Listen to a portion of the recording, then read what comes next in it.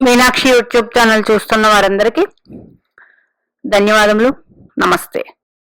చాలా వీడియోలు చేసి పెడుతూ ఉన్నాను. మరి నచ్చినట్లయితే లైక్ చేయండి, షేర్ చేయండి. ప్రజెంట్ దశ నక్షత్ర ఫలితం. మరి ప్రజెంట్ దశ లాభాలు నష్టాలు అంటే మనం జాతక చక్రం తీసుకున్నప్పుడు మన గ్రహాలన్నీ ఎలా ఉన్నాయో చూసుకుంటాం. చూసుకున్న తర్వాత గ్రహాలు బాగానే ఉంటాయి, అన్ని బాగానే ఉంటాయి, ఎందుకు కొన్ని పనులు జరగటం లేదు అనే ఒక ప్రశ్న వస్తూ ఉంటుంది. మనకు జరగవలసిన మంచి పనులు, కొన్ని పనులు అంటే మంచి పనులు.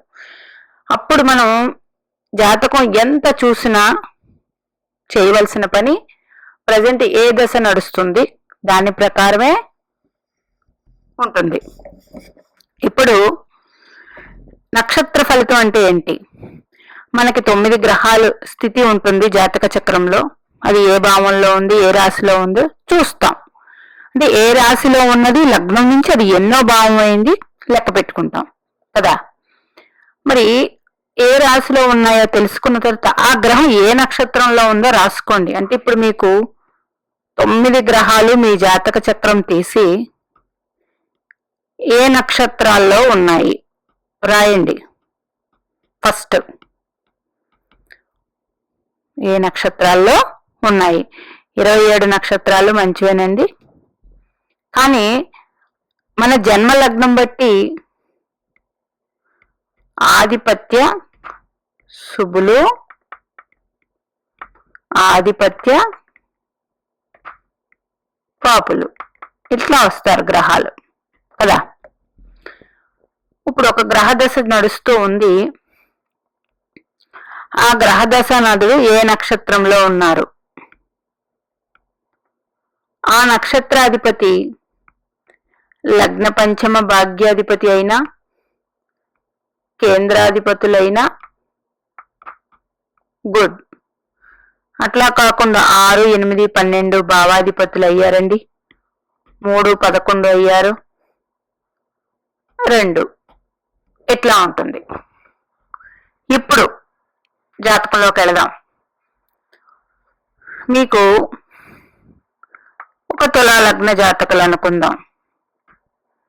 రాహువు జ్యేష్ఠలో ఉన్నారు. ఓకే, రాహు మహర్దశ నడుస్తూ ఉంది. జ్యేష్ఠ నక్షత్రానికి అధిపతి బుధుడు స్వక్షేత్రంలో ఉన్నారు. అంటే 1, 2, 3, 4, 5, 6, 7, 8 రాహు నుంచి అష్టమంలో ఉన్నారు. రాహు నక్షత్రాధిపతి అది పక్కన పెట్టండి. ఇప్పుడు ఈ నక్షత్రాధిపతి జ్యేష్ఠలో ఉన్నప్పుడు బుధుడు స్వక్షేత్రంలో ఉన్నారు. ఈ బుధుడు ఈ జన్మలగ్నానికి 9, 12 అధిపతి అయ్యారు. అంటే ఒక భాగ్యానికి ఒక వ్యయానికి ఆధిపత్యం వచ్చారు. అప్పుడు ఫలితాలు ఎలా ఉంటాయండి? రాహు ఇచ్చే ఫలితాలు అంటే మిథున రాశి, బుధుడికి మిథున రాశి స్వక్షేత్రం.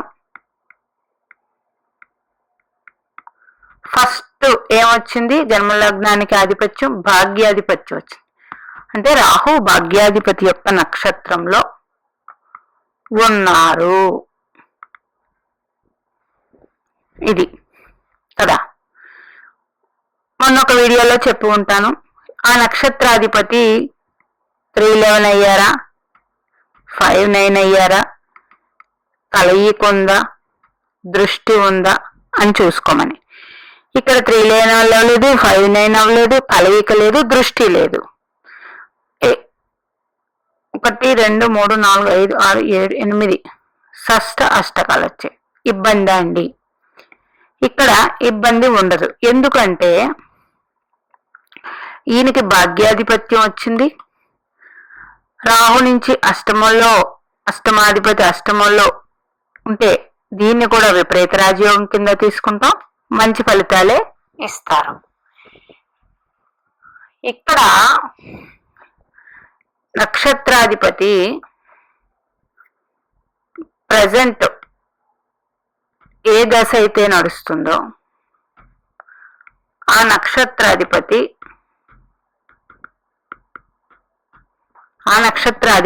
మీ జన్మ లగ్నానికి శుభత్వం వస్తే వెరీ గుడ్. మరి ఇక ఒక పాపస్థానానికి కూడా ఆధిపత్యం వచ్చింది కదండి అన్నప్పుడు ఆ నక్షత్రాధిపతి మూల త్రికోణ రాశిలో ఉండి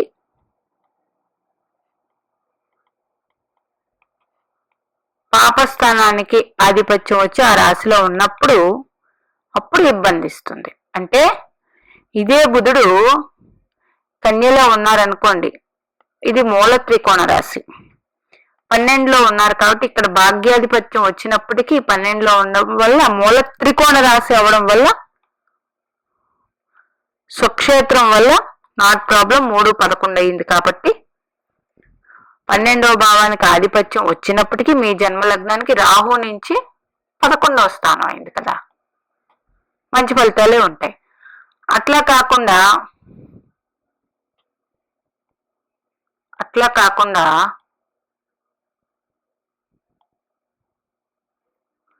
ఇదే రాహువు విశాఖలో ఉన్నారనుకుందాం, అంటే గురుగ్రహం కదా, ఈ గురుడు ఈ లగ్నానికి పాపి ఏమయ్యారు, 3వ స్థానానికి 6వ స్థానానికి ఆధిపత్యం వచ్చారు కదా. అంటే 3వ స్థానానికి 6వ స్థానానికి ఆధిపత్యం వచ్చారు కాబట్టి ఇక్కడ గురుడు నక్షత్రంలో ఉంటే ఇబ్బంది ఉంటుంది. ఆ విధంగా తీసుకోండి. పాపస్థానానికి ఆధిపత్యం వచ్చారు కాబట్టి ఓకే. అట్లా కాకుండా గురుడు 3లోనే ఉన్నారు లేక 6లోనే ఉన్నారు, అంటే రాహు నుంచి 2లో ఉన్నారు, రాహు నక్షత్రాధిపతి రాహు నుండి 5లో ఉన్నారు, రాహు నుండి 5లో ఉన్నా 2లో ఉన్నా 6లో ఉన్నారనుకోండి, 3లో ఉన్నారనుకోండి, ఇది మూల త్రికోణ రాశి గురుడికి, అంటే 70% మంచి ఫలితాలు ఇవ్వరు.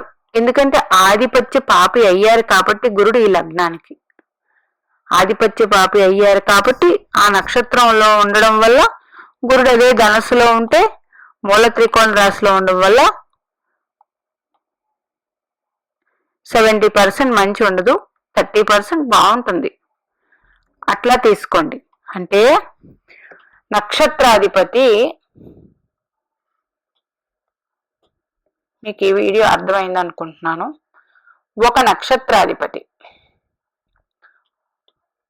ప్రతి గ్రహము నక్షత్రాలు ఏ నక్షత్రంలో ఉందో రాసుకోండి. ఆ గ్రహం యొక్క నక్షత్రాధిపతి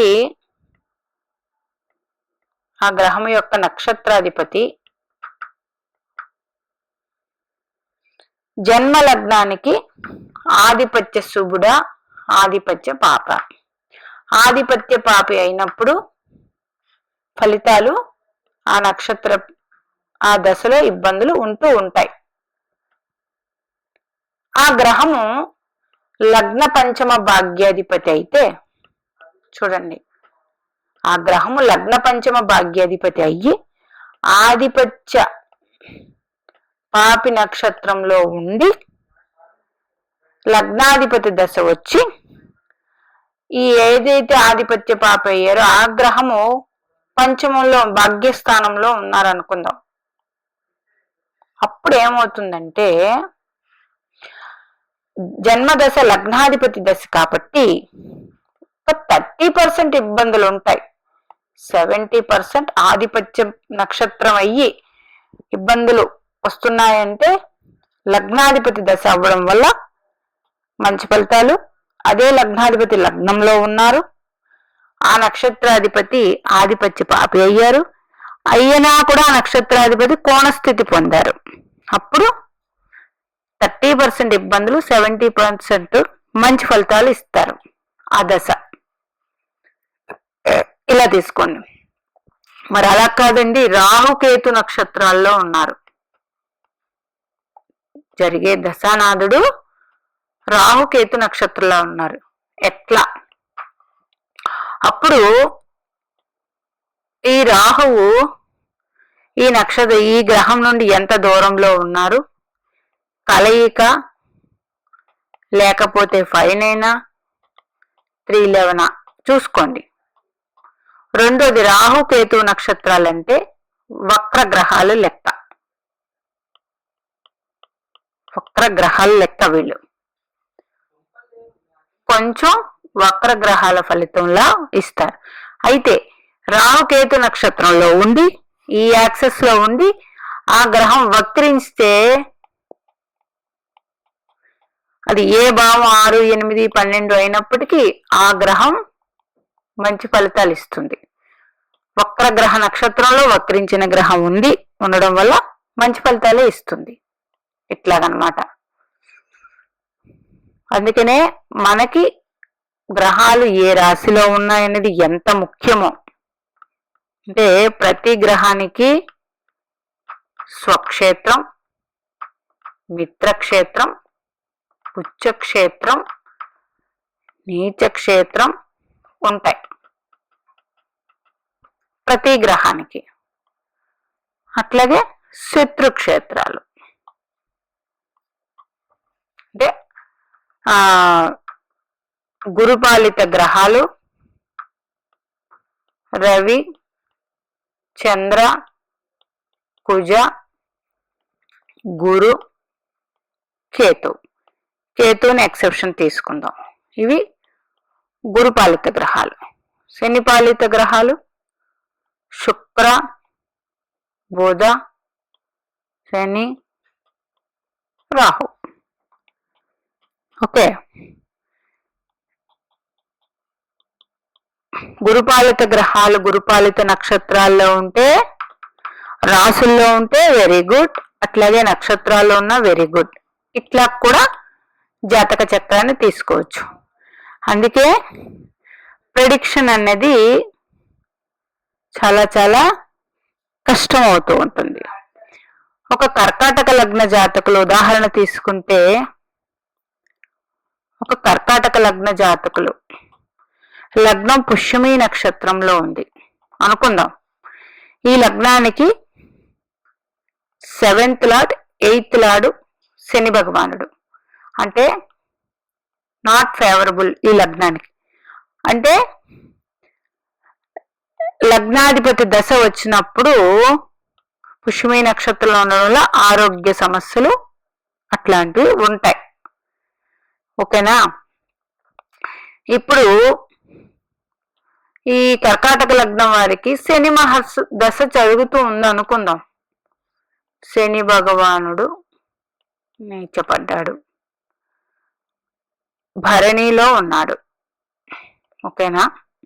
కర్కాటక లగ్నం భరణి నక్షత్రంలో శని భగవాన్ ఉన్నాడు, 10వ స్థానంలో ఉన్నారు. కర్కాటక లగ్నానికి ఈ శని భగవానుడు ఫేవరబుల్ కాదు. భరణి నక్షత్రం ఫేవరబుల్లా, 1 కేంద్రం, 1 లాభస్థానం అయింది. ఎవరిది? శుక్రగ్రహానిది. అందువల్ల పెద్దగా ప్రాబ్లం ఉండదు. రెండవది గురుపాలిత రాశిలో ఉన్నారు, ఈయన బలం లేదు. నక్షత్రం శనిపాలిత నక్షత్రంలో ఉన్నారు, బలం ఉంది. అప్పుడు ఈ శుక్రుడు ఎక్కడ ఉన్నారు? ఈయన దగ్గర నుంచి ఈయన 2లో ఉన్నారు, సింహరాశిలో. 1 2 3 4 5. ఓకే. నక్షత్రాధిపతి 5 9 యాక్సెస్ లో ఉన్నారు. ఆ నక్షత్రాధిపతి ఒక కేంద్రానికి ఆధిపత్యం వహించారు, లాభస్థానానికి ఆధిపత్యం వహించారు. అంటే అంత ఇబ్బందులు లేకుండా మీడియంగా దశ వెళ్ళిపోతుంది, పెద్దగా ఇబ్బందులు ఉండవు. ఓకే. అదే శుక్రుడు ఇక్కడ ఉన్నారనుకోండి తులారాశిలో, అప్పుడు ఏమవుతుంది? సమసప్తకం. ఏదైనా గ్రహము, గుర్తుపెట్టుకోండి, ఏదైనా గ్రహం ఒక నక్షత్రంలో ఉండి ఆ నక్షత్రాధిపతితో చూడబడుతుంది అంటే సమసప్తమా, గురు, కుజ, శని భగవానులతో 3 దృష్టిలు ఉంటాయి. దృష్టితో చూస్తూ ఉన్నారా, అప్పుడు ఆ గ్రహ దశ బలం కలిగి ఉంటుంది, గట్టి బలమే. ఎన్ని ఇబ్బందులు వచ్చినా తన నక్షత్రంలో ఉన్న గ్రహాన్ని చూడటం వల్ల ఆ గ్రహము కంఫర్ట్ జోన్ లో ఉండి మంచి ఫలితాలే అందిస్తుంది. అట్లా అన్నమాట. నక్షత్ర ఫలితాలు, లాభాలు, నష్టాలు ఈ విధంగా ఉంటాయండి. ప్రతి గ్రహ దశ చూసుకోండి, మీకు ఏ గ్రహ దశ జరుగుతుంది, ఆ గ్రహ దశనాథుడు ఏ నక్షత్రంలో ఉన్నారు, ఆ నక్షత్రాధిపతి మీ జన్మ లగ్నానికి శుభాధిపత్యం వచ్చిన గ్రహమా, పాపాధిపత్యం వచ్చిన గ్రహమా, 1 ఆ నక్షత్రాధిపతి ఈ గ్రహం నుండి ఎన్నవ భావంలో ఉంది, 2 అది స్వక్షేత్రం అయ్యి పాపస్థానానికి ఆధిపత్యం వచ్చి ఉన్నప్పుడు అది మూల త్రికోణం అయితే ఎక్కువ బలం కలిగి ఉంటుంది కాబట్టి 70% ఫేవరబుల్ గా ఉండదు, 30% స్వక్షేత్రం కాబట్టి ఫేవరబుల్ ఇస్తుంది. ఇట్లాగా గ్రహ దశలు నక్షత్రం బట్టి 100% ఫలితాలు ఇస్తూ ఉంటాయి. అందుకే ఒక గ్రహ దశ జరిగేటప్పుడు ఎవరైనా సరే ఏ రాశిలో ఉన్నారు ఫస్ట్ పాయింట్, ఏ నక్షత్రంలో ఉన్నారు 2వ పాయింట్. రాశి అధిపతి కన్నా నక్షత్రాధిపతి ఎక్కువ ఫలితాలు అందిస్తారు కాబట్టి నక్షత్రాధిపతి చాలా చాలా ఇంపార్టెంట్.